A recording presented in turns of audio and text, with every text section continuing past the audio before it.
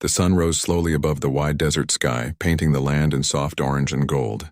The wind moved gently through the dry grass, carrying the smell of earth and sage. It was early morning, a time when the Apache camp was usually full of sounds, talking, children laughing, the crackling of fires, and the clinking of pots. But this morning was different. It was quiet. Too quiet. Nahastzan, the woman chief, lay under a mesquite tree near the edge of the camp. She was known across the lands not only for her strength but for her calm heart. Her name meant Mother Earth in her language, and people believed she had the spirit of the land itself within her. Her long black hair was tangled from the night wind, and her dark eyes, which were usually sharp and full of life, were now closed. She was still, her breathing soft like the breeze. The tribe had moved most of their people to higher ground at dawn. They believed it was safer up in the canyon, away from the open flatlands. It had been a long night, a night filled with fear and worry. In the confusion, some believed Nahastzan would not survive. The elders whispered that it was time to let her rest. And so, they left her there beneath the tree, wrapped in a woven blanket, the morning sun slowly warming her skin. The camp was almost empty now. The only sounds were the rustling of the wind and the quiet cries of a few birds flying overhead. Dust rose softly in the air, creating a golden mist around the place where Nahastzan lay. It looked peaceful, too peaceful, as if time had stopped for her. But deep inside her, even in silence, the woman chief's spirit had not given up. Her body was weak, but her heart still held the strength of the land. Her chest rose and fell with shallow breaths. Each breath was quiet, but it was still there, a sign that her journey was not over yet. Far up the path, the tribe was moving slowly toward the canyon. Men carried baskets and tools. Women led the horses and packed food. Children followed close behind their mothers. Everyone's eyes were fixed on the trail ahead. They had no time to look back. Everyone except one. Little Loma, a 7-year-old girl, walked at the back of the group. She was small, with bright, curious eyes that always noticed the things others missed. Her hair was tied into 2 short braids, and she wore a soft leather dress with tiny beads her grandmother had sewn in. She didn't talk much, but she listened. She always listened. Loma looked over her shoulder again and again. The empty land stretched behind them. She could still see the mesquite tree in the distance. She could still picture Nahastzan lying there. The woman chief had always been kind to her, smiling at her in the mornings, teaching her how to braid her hair tight like a warrior's, telling her stories about the stars. To Loma, Nahastzan wasn't just a leader. She was a hero. She was someone who made her feel safe. As the group climbed higher, Loma heard some of the older children whisper. "She's gone," one said quietly. "They left her there," another added. Loma's small hands clenched into fists. Her heart didn't believe it. She didn't want to believe it. She remembered a story Nahastzan had told her many nights before as they sat by the fire. It was about the mountain eagle. The eagle, Nahastzan had said, never turned its head away from the wind. Even when the wind was strong, the eagle spread its wings wider and flew higher. "That is how you must live, little one," the chief had told her. "Never turn away. Always face what is ahead." Loma stopped walking. She looked up the rocky trail. Everyone kept moving. No one noticed the small girl standing still. The sky above her was turning brighter, the sun climbing higher and hotter. The wind carried the faint sound of the elders speaking at the front of the group. She knew they wouldn't let her go back if she asked. But something inside her told her she had to. She thought of Nahastzan again, the woman who had once lifted her onto a horse for the first time. The woman who braided her hair so tight it didn't move even in the wind. The woman who told her she would grow up to be strong, just like the eagle.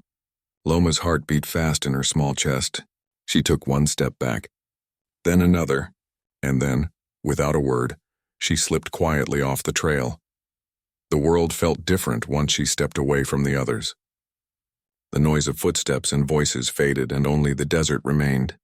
She could hear the soft crunch of sand beneath her feet, the whistle of the wind in her ears, and the faraway call of a hawk. The canyon path she had just left behind was steep, but the way down to the camp was even rougher. Sharp rocks and dry bushes covered the slope. It was not a path meant for a child. But Loma didn't stop. She moved slowly, using her hands to hold onto small stones and roots sticking out of the ground. Her heart was racing, but her mind was clear. She was going back for the woman who once told her to be brave. Meanwhile, back under the mesquite tree, Nahastzan's fingers moved slightly against the blanket. Her eyelids fluttered as if she were dreaming. The sun warmed her skin, and the soft buzz of the desert filled the silence. Her body was weak, but inside, her spirit still held on like the roots of a strong tree. Loma reached the bottom of the hill. Dust covered her dress, and tiny scratches marked her knees and palms, but she didn't care. Her eyes searched the open space, and there it was, the tree, standing tall and still in the middle of the golden land. Underneath it lay Nahastzan, just as she remembered. Loma's breath caught in her throat. For a moment she just stood there. The chief looked so quiet, so still, but something inside Loma refused to believe this was the end. She walked forward, her small steps careful and soft. She knelt beside the woman, close enough to hear the faint sound of her breathing. It was weak, but it was there. A small smile touched Loma's lips. She whispered softly, "You're still here." The wind moved through the branches above them, making a soft rustling sound, like a song. Loma gently touched Nahastzan's hand. It was cool but not cold. She held it between both of her tiny palms and pressed it to her chest. "I came back," she whispered. "I won't leave you." Her small fingers reached into the little leather pouch tied around her waist. Inside was a bundle of dry herbs her grandmother had given her for good luck. She didn't know if they would help, but it was all she had. She placed them gently beside Nahastzan and began to hum a soft song. A song she had heard her grandmother hum during healing times. The desert felt wide and endless around them, but under the mesquite tree, it was as if the world had grown quiet to listen. A hawk flew overhead, circling slowly. The sun climbed higher. Time moved softly. Loma looked at the canyon in the distance. The tribe was far away now. They didn't know she was here. She was just a little girl. But right now she felt bigger than she ever had before. She felt like the eagle in the story, the wings open, facing the wind. She sat beside Nahastzan, holding her hand, refusing to leave. In her young heart there was no doubt. She believed that the woman who once made her brave could be brave again too.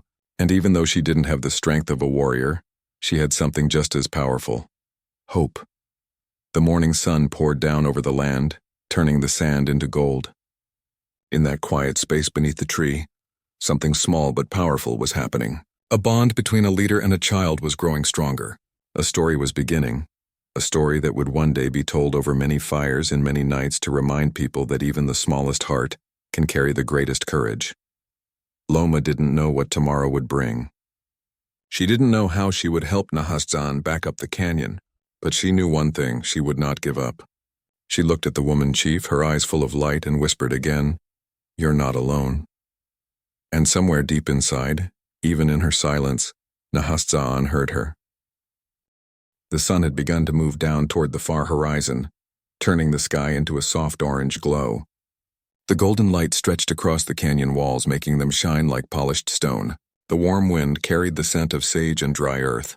Up on the narrow path, 3 tired children kept climbing slowly, one step at a time, carrying the stretcher that held Nahastzan, their brave woman chief. To was at the front, his arms trembling with effort. Pax was at the back, his face red from the heat.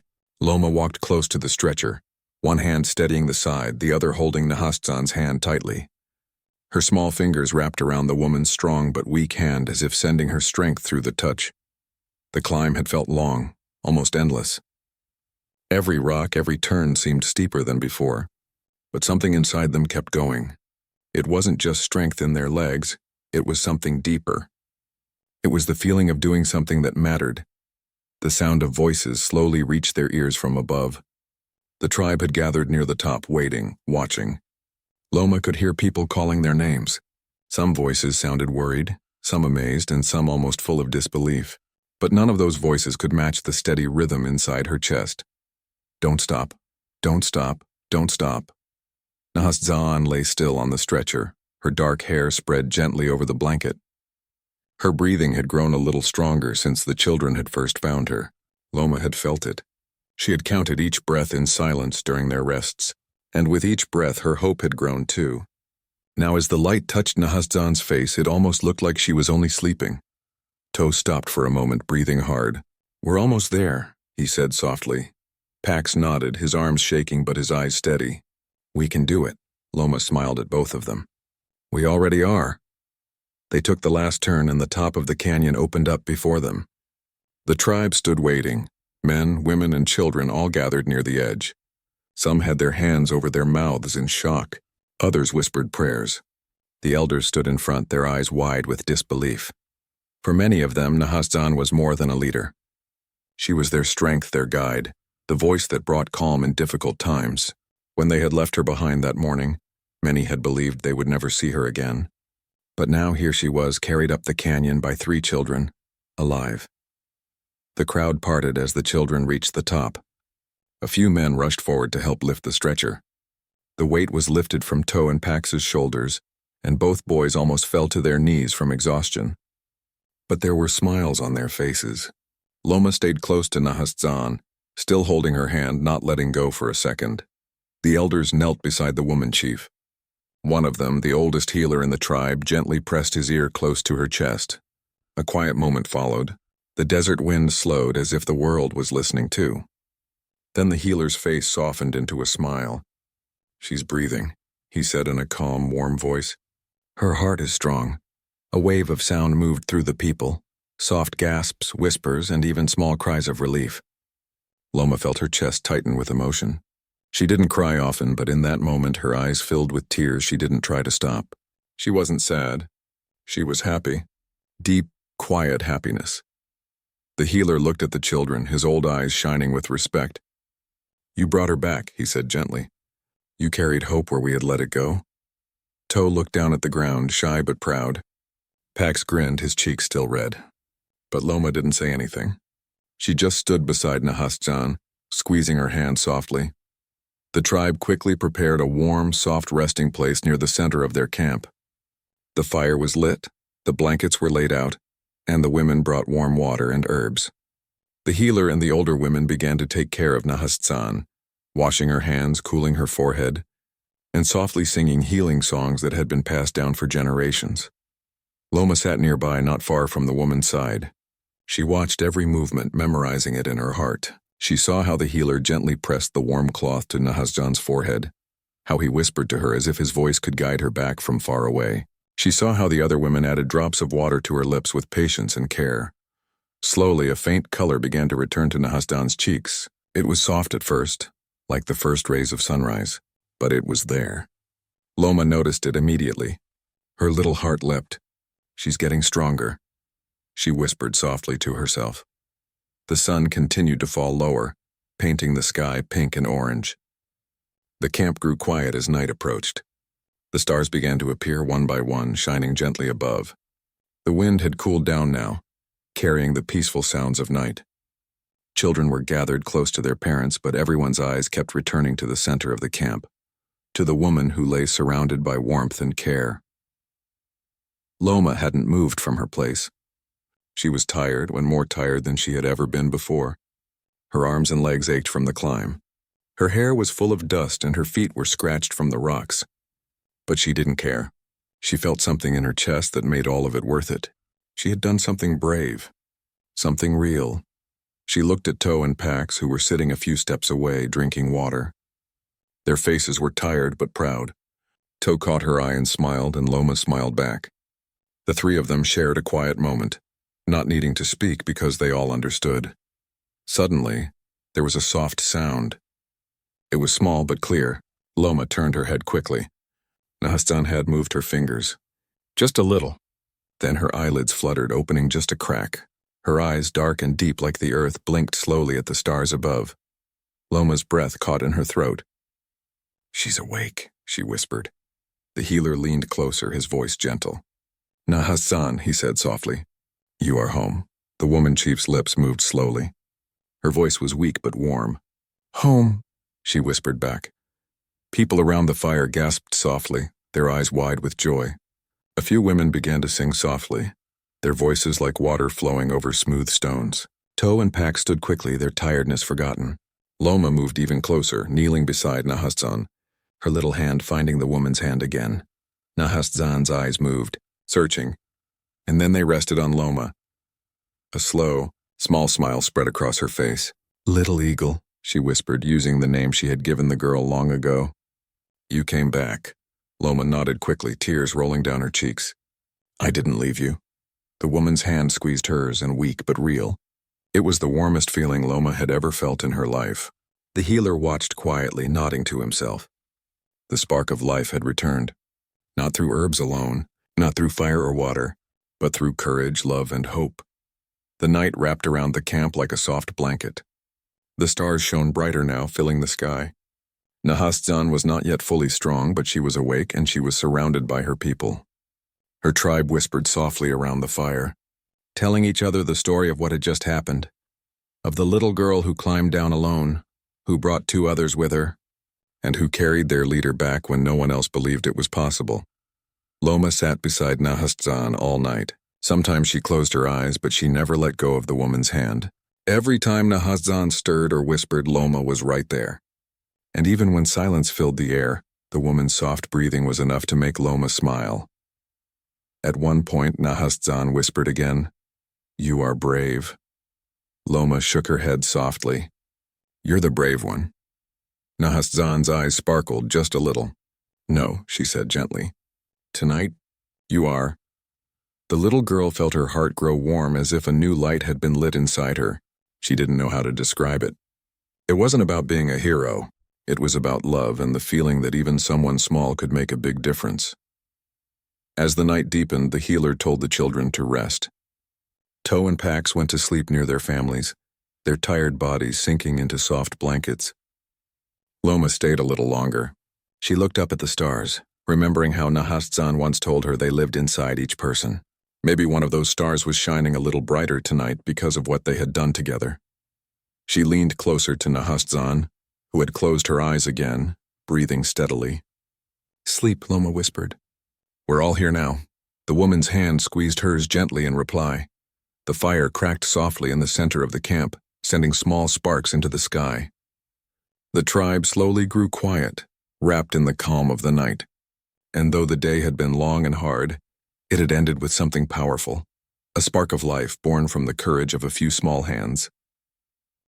The sun had climbed higher into the clear blue sky, spreading its warm light across the canyon. The wind that had been cool earlier now carried a soft heat.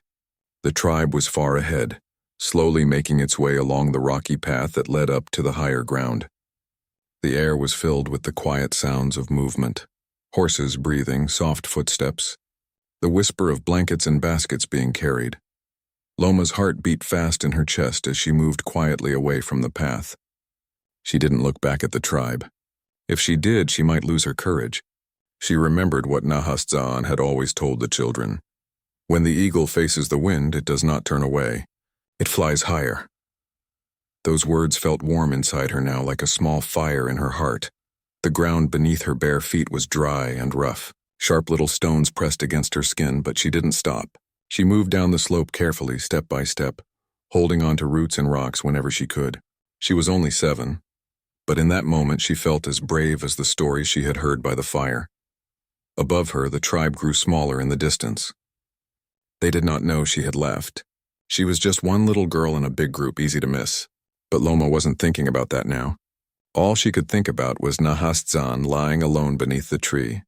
She could still picture the woman chief's face, strong and kind, with lines around her eyes from smiling in the sun. She remembered how Nahastzan would tie her braids, how she would look straight into her eyes and say, "You have the heart of the eagle." No one had ever said something like that to her before. No one made her feel as important as Nahastzan did. That was why she couldn't leave her behind. The path became steeper and the wind grew stronger, blowing her braids against her face. Tiny clouds of dust rose around her ankles with every step she took. Her knees stung from the scrapes she had gotten on the way down, but she didn't cry. Loma had cried before, and when she fell or when she got lost, but this time her eyes stayed dry. She wasn't scared in the same way. She was determined. Halfway down, she stopped for a moment to catch her breath. She crouched behind a big rock, pressing her small hands against the warm surface. Her heart was thumping like a drum. The world was quiet except for the soft whistle of the wind through the canyon. When she looked up, she saw a small hawk circling high in the sky. Its wings stretched wide, gliding without fear. She smiled softly. "Like the eagle," she whispered to herself. And then she kept going.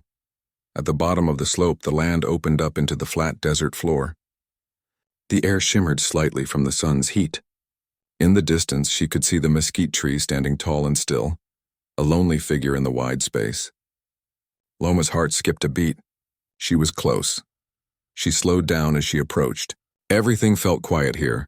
There was no sound of the tribe, no laughter, no footsteps, only the soft hum of the desert. As she walked closer, she saw Nahastzan beneath the tree, just as she remembered.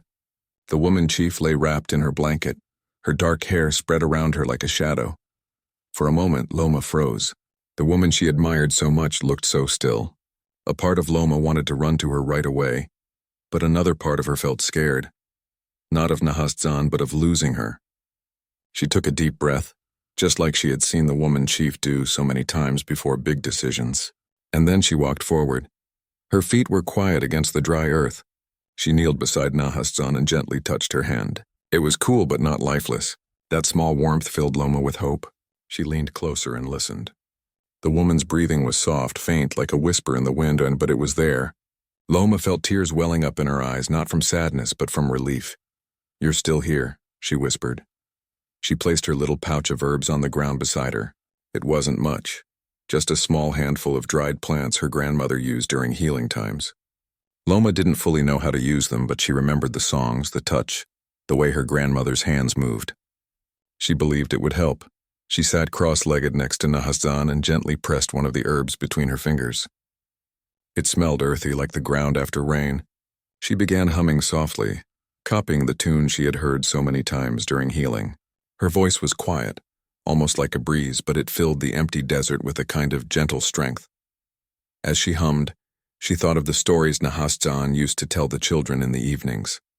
She remembered sitting around the fire while the woman chief spoke of the mountains, the rivers, and the stars. She remembered how she would raise her hand to the sky and say, "The stars are not just above us. They live in us too." Loma wanted to be strong like that. She wanted to be the kind of person who helped others, even when no one else did. She reached for the water skin tied at her waist. It wasn't full, just a few sips left. But she carefully lifted it to Nahastzan's lips. A small drop touched the woman's mouth, and she stirred slightly, a faint sound escaping her throat. Loma's heart jumped. It was the smallest sign, but to her it felt like the whole desert had come alive. "You're going to be okay," she whispered, though she wasn't sure how. But the words came out anyway, steady and sure. She then took Nahastzan's hand again and held it tightly. It was bigger and stronger than her own small fingers. She had always looked at these hands with awe, hands that had built, led, and protected. Now she was the one holding them. Time passed slowly. The sun moved higher, turning the sand a brighter gold. Loma didn't know exactly how long she sat there. Her back began to ache, and her hands grew warm from the heat, but she didn't move. She stayed by Nahastzan's side as if her presence alone could keep her safe. Far above in the canyon, a few elders had started to notice something was different. One of the women turned around and frowned. "Where is Loma?" she whispered. Some of the others shook their heads, not sure. But Loma didn't know that. All she knew was the quiet sound of the wind and the steady, soft breathing of the woman beside her. As the day grew hotter, the air began to shimmer like a thin veil above the ground. Loma shaded Nahastzan's face with her own small blanket to keep the sun from burning her skin. She was tired, her muscles sore from the climb down, but she refused to let herself feel weak. She kept humming softly. The sound was like a promise, even if no one else could hear it. Then something happened. Nahastzan's fingers moved. Just a small twitch and a tiny, almost invisible motion. But Loma saw it. She gasped softly and leaned closer. The woman's chest rose and fell a little more deeply. Her eyelids fluttered like they were fighting to open. Loma's heart filled with light. "You're waking up," she whispered, smiling through her tears. She squeezed Nahastzan's hand tighter, not out of fear, but to let her know she wasn't alone. She whispered stories, the same way Nahastzan used to tell them. She told her about the eagle she saw in the sky, about how it didn't turn away. She told her how she had climbed down alone. She spoke softly, like a friend talking to a friend in the dark. "You always told me to be brave," she whispered. "I came back because I know you're brave too." The desert listened. The tree above them swayed gently in the warm wind. Somewhere far away a coyote called, and the sound echoed softly across the land. Loma felt the world growing quieter as if it too was waiting. Finally, she rested her head gently against Nahastzan's arm. Her small body was tired, but her heart was strong.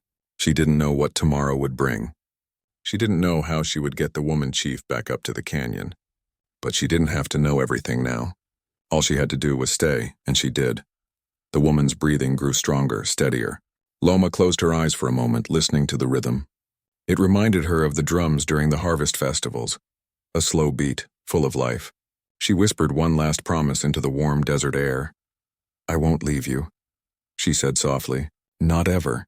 And though Nahastzan couldn't speak yet, deep inside, her spirit heard those words. They reached her like sunlight breaking through clouds. Something inside her stirred, a quiet strength beginning to wake again. The little girl sat beside her hero, holding on with all the courage she had. The wind moved softly around them, carrying their story into the open sky. The sun stood high in the sky, shining brightly over the wide-open land. The desert stretched far and wide, a sea of golden brown. Small waves of heat danced above the sand like invisible ribbons. Under the old mesquite tree, Nahastzan lay still but breathing, a quiet, steady rhythm that gave a small spark of hope. Beside her, Loma sat with her legs tucked close to her chest, holding the woman chief's hand tightly as if that alone could keep her safe. For a long time, the little girl said nothing. She listened to the sounds around her. The soft rustling of dry leaves, the distant call of a hawk, and the gentle rise and fall of Nahastzan's breath. It felt as if the entire desert was holding its breath with her. She knew she couldn't stay here forever. If she didn't act soon, night would come. And when night came, the cold wind would sweep across the land, and the darkness would make it hard to see the way back to the tribe. Loma looked up toward the canyon where the rest of the tribe had gone. The path was far and steep, almost hidden behind the shimmering air. She was only 7, and the climb she had taken down was hard enough. But now she needed to climb back up. Not alone this time, but with the woman she admired more than anyone. Just the thought of it made her heart beat faster. She didn't know exactly how she was going to do it. She wasn't strong like the grown-ups. She wasn't fast like the boys who liked to race along the canyon trails. But she had something else. She had a promise in her heart. The promise she made when she whispered, "You're not alone." And promises were something she never broke. She leaned closer to Nahastzan. "I'm going to help you," she whispered. "We're going home." She stood up. Her small hands brushed the dust off her dress. She picked up the leather pouch that carried her herbs and tied it tightly around her waist. Then she walked to the nearest rock and placed both hands on it. The rock was warm under the sun, almost hot, but she didn't move her hands away. She closed her eyes for a moment and took a deep breath, the kind Nahastzan used to take before beginning something important. She turned back toward the woman chief. "I'll be right here," she whispered again, as if her words could reach Nahastzan even in sleep. The slope ahead of her looked steeper than before. In the bright sunlight, the shadows of the rock stretched long and sharp across the ground. The path was narrow, winding like a snake up to the canyon. But Loma didn't see danger. She saw a challenge, one she was ready to face. She took her first step. Then another. The rock shifted slightly beneath her small feet, but she held on to the roots and small ledges she had used before. She climbed slowly, carefully, testing each step before moving to the next.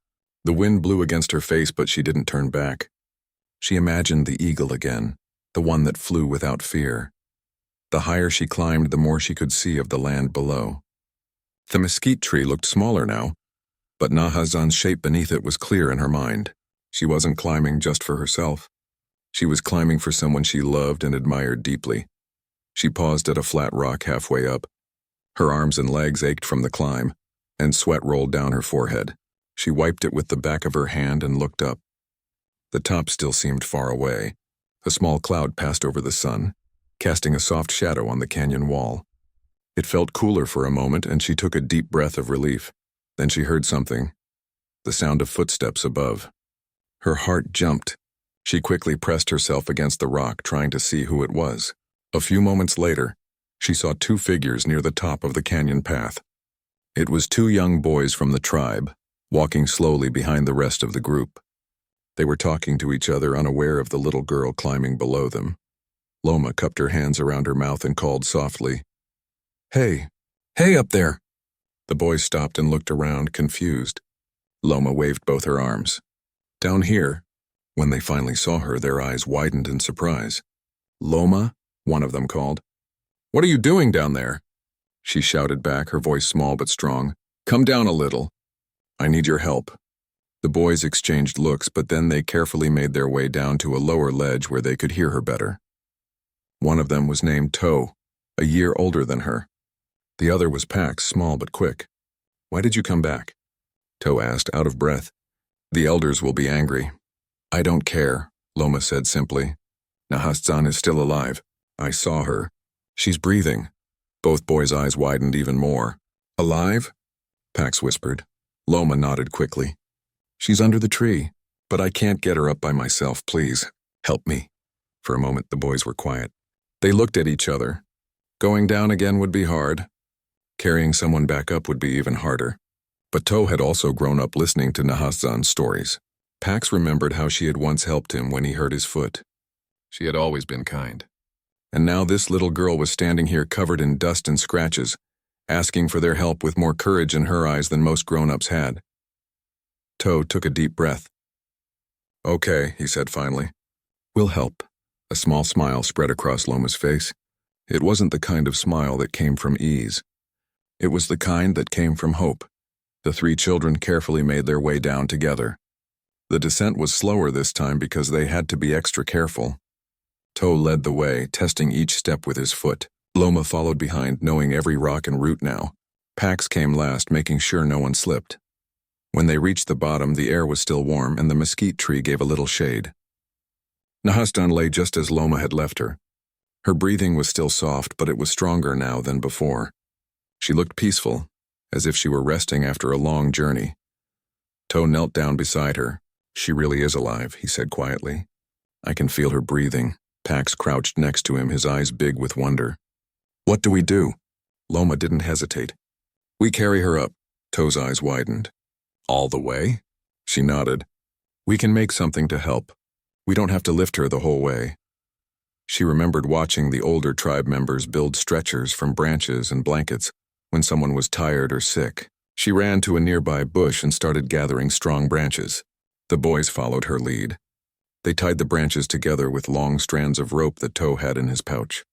Pax helped by laying one of the extra blankets they carried over the branches, making it soft and firm. When they were done, they had a small but sturdy stretcher. It wasn't perfect, but it would hold. Together, the three children carefully lifted Nahastzan onto it. She stirred slightly, letting out a soft breath, but didn't wake. Loma held her hand the whole time, whispering, It's okay. We're taking you home. Toe took the front of the stretcher. Pax took the back, and Loma walked beside Nahastzan, steadying her. The climb was going to be long, but none of them were afraid now. They had each other. And they had a reason. The first few steps were hard. The rock shifted beneath their feet and the stretcher wobbled a little. Toe gritted his teeth. Pax's arms trembled from the weight. Loma held on to the side, whispering soft words to keep them calm, and maybe to keep herself calm too. But as they moved slowly up the path, something beautiful happened. The wind began to blow softly from behind them, almost like a gentle push. A hawk circled above as if watching over them. And step by step, the children climbed. They took short rests on the flat rocks they found along the way. Loma would sit beside Nahastzan during each rest, touching her hand gently, making sure she was still breathing steadily. Each time her breathing grew a little stronger. It was as if she too could feel that she wasn't alone anymore. When they were close to the top, the tribe finally spotted them. At first it looked like a small group of figures climbing the path. Then someone shouted, "It's the children," and the camp grew alive with voices. Elders and parents rushed to the edge of the canyon to see. And then they saw what the children were carrying. Nahastzan, the air filled with gasps. People began hurrying down the path to help. But even before they reached her, the children had already done the hardest part. They had brought her back. Loma's legs shook from tiredness. Her arms ached. But when she looked up and saw the faces of her people, wide-eyed, amazed, full of hope, she felt lighter than ever. She held Nahastzan's hand tighter and whispered, "We did it." Morning arrived softly over the canyon. The first rays of sunlight touched the land, painting the sand in warm golden colors. The air was cool, and a thin mist hovered above the desert floor like a soft blanket. Birds began to sing their light morning songs, welcoming the new day. The camp slowly came to life. People stretched their arms, stoked the fire, and began to prepare the morning meal. But this morning felt different. There was a quiet excitement in the air, like something important had happened. Like the earth itself had a new story to tell. Near the center of the camp, Nahastzan lay wrapped in a soft blanket. Her breathing was strong now. Her skin had color again. The healer sat beside her, carefully giving her warm herbal tea. The night had brought her back fully, not with magic but with care, courage, and hope. Loma sat close to her as she had all night. She hadn't slept much, but she wasn't tired. Her little heart felt too full to sleep. She watched every movement, every breath, every small smile that appeared on the woman's face. She knew what had happened would stay in her heart forever. As the sun grew brighter, the tribe began to gather around. One by one, they came closer to see their woman chief with their own eyes. When they saw her awake, sitting up slowly with the help of the healer, their faces filled with joy. Some of the older women covered their mouths with their hands. Some of the children gasped softly, unable to believe it. Nahastzan raised her eyes and looked at them. Her dark eyes were calm, steady, like the roots of an old tree that had held through many storms.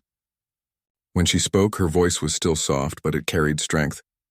"I am here," she said simply. Those 3 words were enough to make the crowd sigh with relief. They were words the tribe needed to hear. A small smile spread through the group like sunlight through leaves. People whispered softly, their voices like a gentle wave. Then Nahastzan's gaze turned to the small figure sitting beside her. Loma was still in her dust-covered dress, her braids messy from the long day and night before. Her hands were wrapped around her knees, and though her eyes were tired, they shone brightly. Nahastzan reached out and placed a hand on Loma's cheek. Her fingers were warm and gentle. "You," Nahastzan said with a small smile, did not turn away from the wind. Loma felt her eyes sting with tears again. She shook her head slowly. "I couldn't leave you." Nahastzan's hand moved to hold Loma's tiny fingers.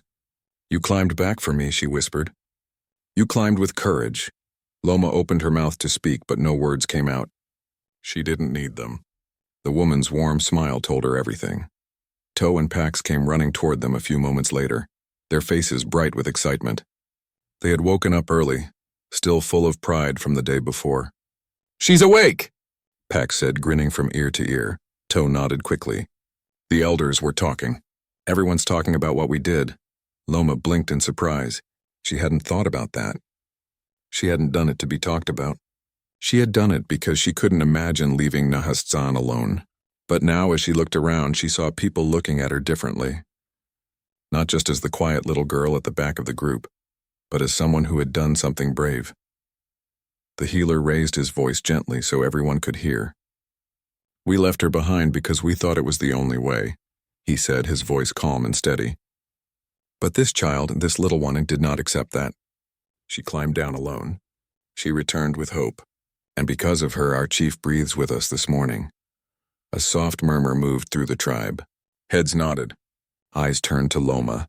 It felt strange to her, all this attention. She had never been the center of anything before.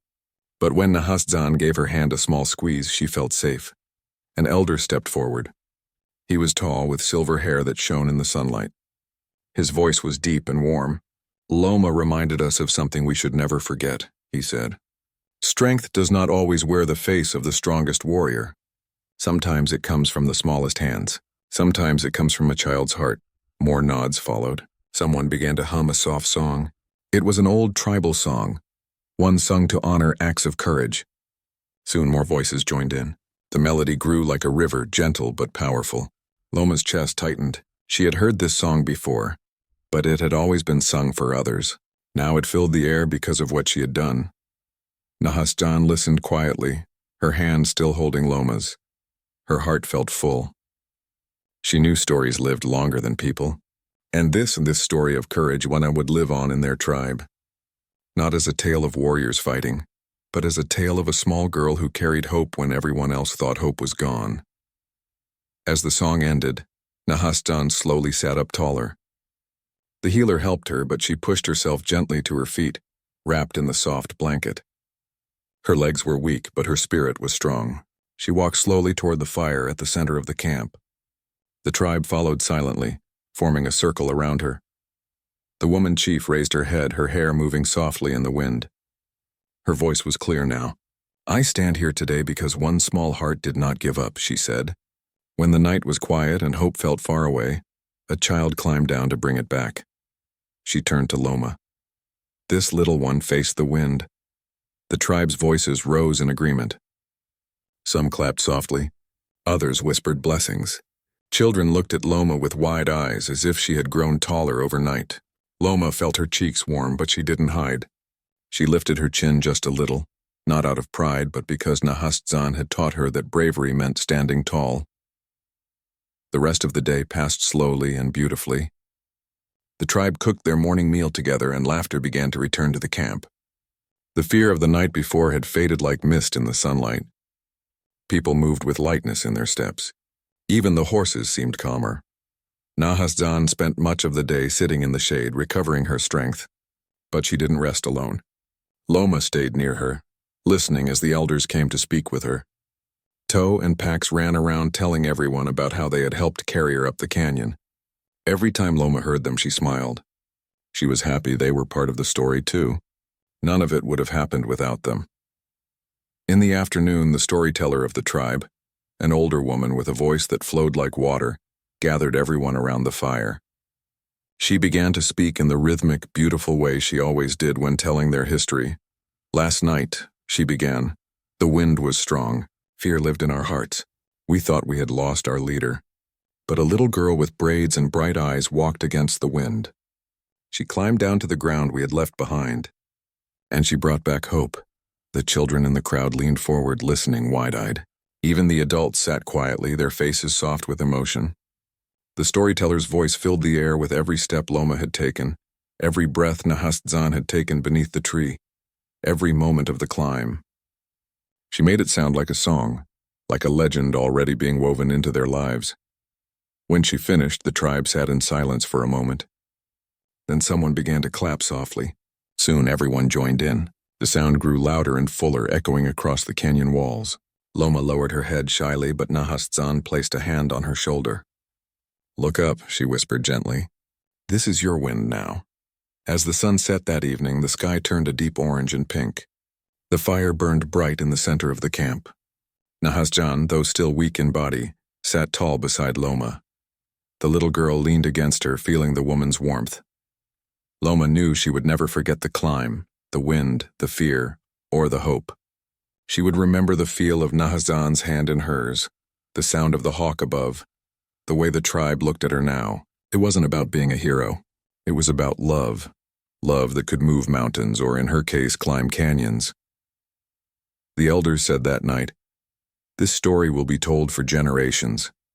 Children will hear about the day a small girl saved a great chief, and they will know that courage does not come from age, size, or strength. It comes from the heart." Loma didn't need legends or songs to feel proud, but as she listened to their voices rise into the cool night air, something warm grew inside her. She looked up at the sky where the stars had begun to shine, the same stars Nahastzan had once told her lived inside each of them. She smiled softly. Tonight they felt closer. The wind moved gently through the camp, carrying the sound of the fire, the hum of quiet songs, and the whispers of a new legend being born. Nahastzan rested her arm around Loma's shoulders and whispered, "Little eagle, one day you will lead too." Loma didn't answer. She didn't need to. She leaned her head on the woman's shoulder, watching the stars. She wasn't just a little girl anymore.